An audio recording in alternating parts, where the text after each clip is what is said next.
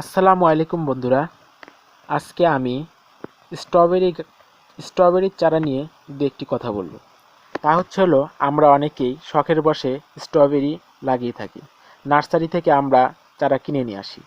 তবে দেখা যায় নার্সারি থেকে চারা কিনে আনার পরে দেখা যায় চারাগুলো লতিয়ে পড়ে, গাছের ঠিকমতো বৃদ্ধি তো কি বলবো, গাছটি মারাই যায় অনেক সময় ফাঙ্গাল ইনফেকশন হয়, নানান রকম সমস্যা হয়।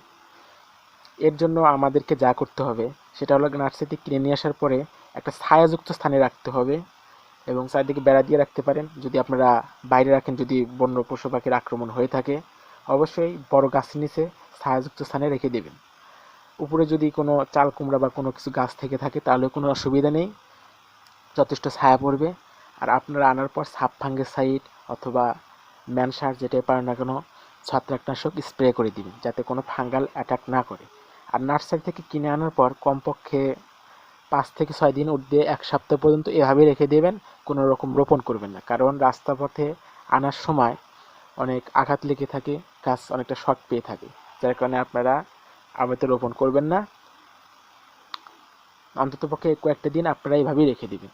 আর অনেক সময় দেখা যায় রোপণের পরে গাছগুলো মারা যায়, কারণ গাছটা অনেক শক পেয়ে থাকে, যার কারণে সমস্যা হয়ে থাকে। এখন সব সময় যে সমস্যা হবে তার কোনো মানে নেই, তবে হওয়ার সম্ভাবনা থেকে থাকে। দেখুন, আমি জানলার নিচে রেখেছি গাছগুলোকে। আপনারা চাইলে ঘরের ভিতরেও রাখতে পারেন গাছগুলো, তবে একটু আলো আসে বাইরের এরকম স্থানে রাখবেন, একেবারে অন্ধকারের ভিতরেও রাখবেন না, তাহলে গাছগুলো ভালো থাকবে।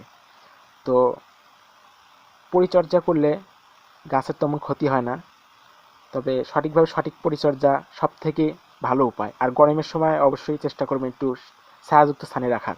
তবে এই পর্যন্তই বন্ধুরা, ভালো থাকবেন। আসসালামু আলাইকুম।